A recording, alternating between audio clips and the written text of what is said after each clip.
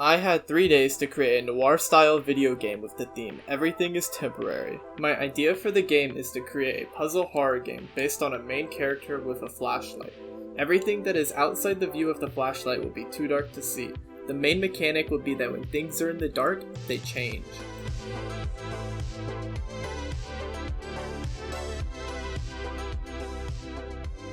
I will be using Unity 2D to create my game in a top-down environment. I first created the player character, currently does nothing. In order to get the player to do something, I added a player controller script to the player, and then added a walk script to the player controller. The player now moves along the screen, although I'm not sure if you can call this walking. I created a sprite sheet for the walk animation, and then created the animations in Unity. Our character now walks properly. Since the game will be dark, I think it is time to give our little guy a flashlight. While it doesn't yet flash or light, I think it really fits with my character.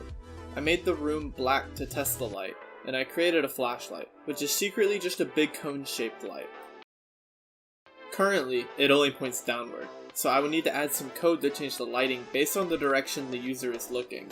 I made it so the light and player face the direction of the mouse. Since I had a very limited amount of time to spend on this game jam, the flashlight only works in the 4 cardinal directions, but it works well nonetheless. Each direction is actually its own Unity prefab object, and it consists of the light and a collider. This collider will be used to let the other objects know when they are lit up and when they are in the dark. The first puzzle that I want to make is a disappearing wall. Basically, when the flashlight is pointed at the exit, I want there to be a wall in front of it. But when in the dark, I want the exit to be accessible. This means that the player must point their flashlight down in order to walk through the exit. I made a hitbox that tests for the light trigger, and then when the light trigger enters the area, a wall is formed. When the light moves away from the hitbox, the wall will be destroyed. The puzzle may work great, but the room is still bare like a grizzly. I added some simple decorations around the room to really liven the place up. You may be asking yourself, how would the player know that the disappearing wall is even a feature? I added a note into the corner of the room. When you get close to the note, a flashing E button shows up in the corner. The player may then push E in order to interact with the note. I wrote a simple hint with my limited caveman English to convey the idea that walls can change in the dark. For room 2, I want to create a mechanic where furniture changes when you shine your flashlight away from it.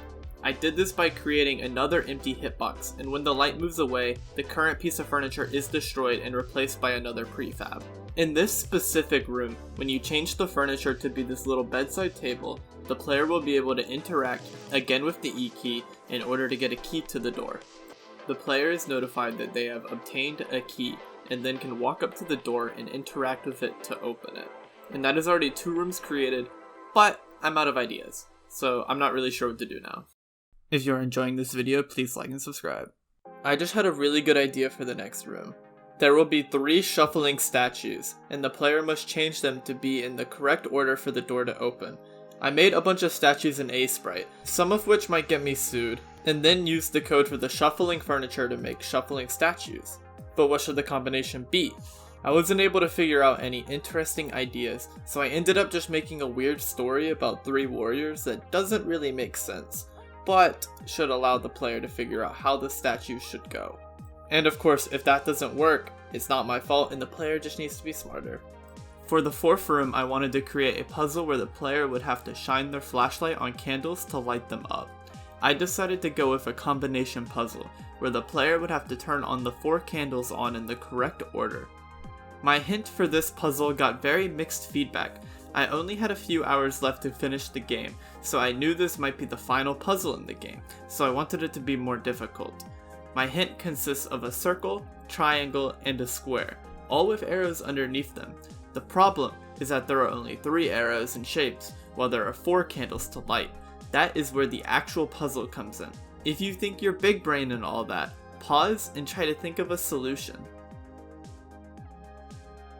The goal was for the player to realize that the shapes go up in number of sides, so it goes from 1, 3 to 4, and so the candle without an arrow goes second. Now yes, technically a circle has no sides, but come on, it's the closest thing we got to a one-sided shape. If you light the candles up in the incorrect order, they all go out. If you light the candles up in the correct order, the door will open. The best part about this puzzle is that even if you can't think of a solution, there are only like 24 different combinations, so you could easily guess it. Now for the final room. I wanted this room to be an insane challenge. I added tons of features from the previous rooms to create a crazy and overwhelming challenge that in order to beat, the player would have to overcome the immense challenge placed in their hands by none other than God himself. I even made the furniture turn into literal brick walls. But yeah, the solution to this puzzle is to walk to the door and just open it. Now with finished puzzles and gameplay, I added some quality of life things, also known as the boring stuff you do at the end. I added a start menu and an end screen. I also added sound effects, some of which are very creepy.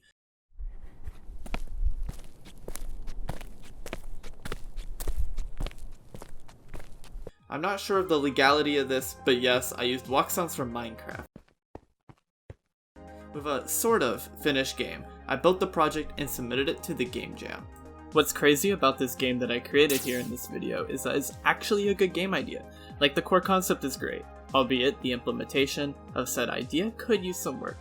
Nonetheless, I'm proud of this game that I created. And I even got 4th place. I might even come back to this game idea in the future. Thank you guys for watching, please like and subscribe, and I will see you guys next time. Goodbye.